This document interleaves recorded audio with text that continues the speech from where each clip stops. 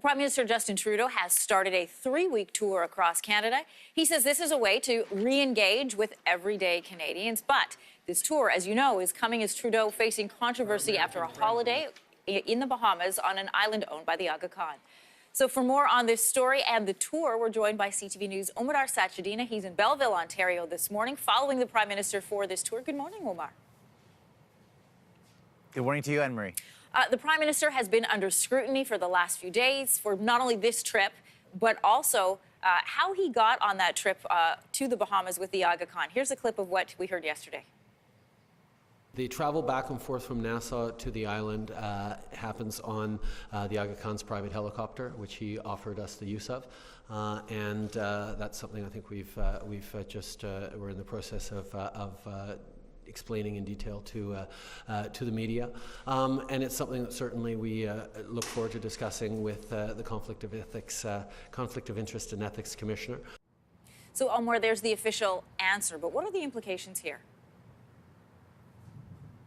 Well, certainly it all comes down to the Conflict of Interest Act. And so Mary Dawson will have to make a determination. She says she has told CTV News that she has started a preliminary review. The issue, Anne-Marie, is this. There are two sections of the act that are in question here. The first has specific, clear rules on sponsored travel, and it would appear that the Prime Minister may have stepped on those rules, violated those rules, at least if you ask the opposition. However, there's another section of the Act that says that in certain cases, public office holders can accept gifts from relatives and friends. And the Prime Minister has said that the Aga Khan's family and his family have been longtime friends. In fact, it was the Aga Khan who was an honorary pallbearer at Pierre Trudeau's funeral in Montreal. So the two families have a relationship. But the optics of this is what's raising so many questions. This is a foundation that is a registered lobbyist. The foundation does act as a development agency that does work in the third world, essentially, and so is competing for dollars from the federal government, which the federal government gives the foundation. So this is where these questions are coming up. Certainly you heard what the Prime Minister had to say, but that final determination will have to be made by the Ethics Commissioner, Anne-Marie. All right, well, let's get back to this trip and the next 3 weeks. You've been following the Prime Minister. Yesterday was day one. What was the reception like? It's been interesting to see these crowds. You know, they're not as huge as they were during the campaign when I followed him. There was a long lineup in Belleville outside the theater where he had a town hall yesterday. But, you know, these crowds have been loud. They've been welcoming. They've been very happy to see him. However, they have had some very tough questions. So even though the reception has been warm, I certainly wouldn't call this crowd effusive or gushing by any means.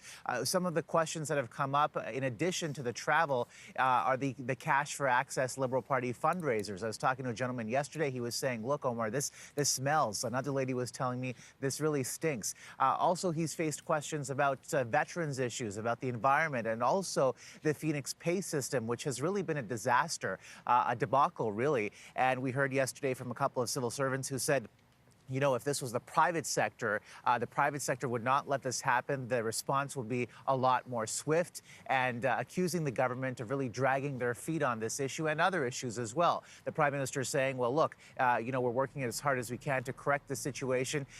But his goal is, he says, to listen to Canadians, reconnect with Canadians. This is the type of stuff, Anne-Marie, that he excels in. He is very friendly. He is good with people.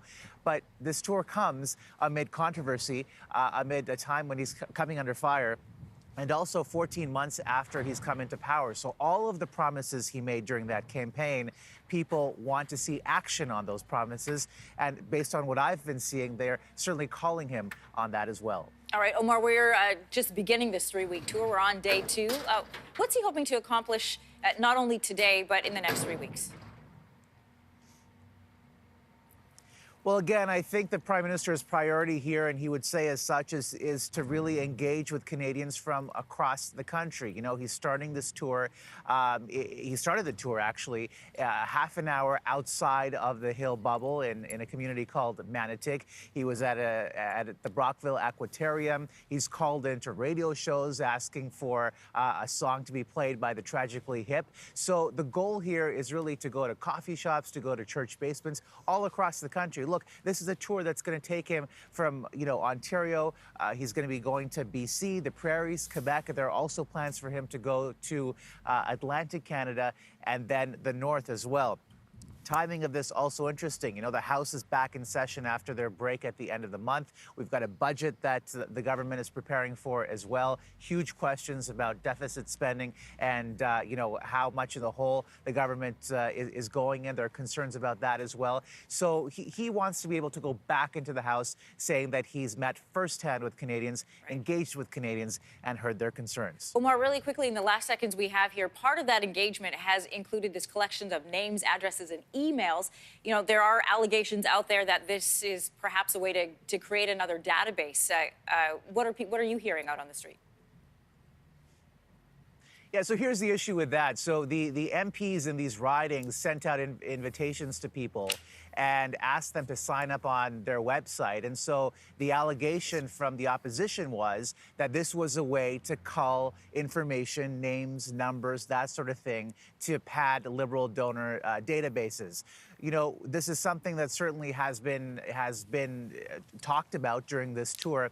But, based on what I saw yesterday, there was no screening. There's nobody being ID'd. These were open events.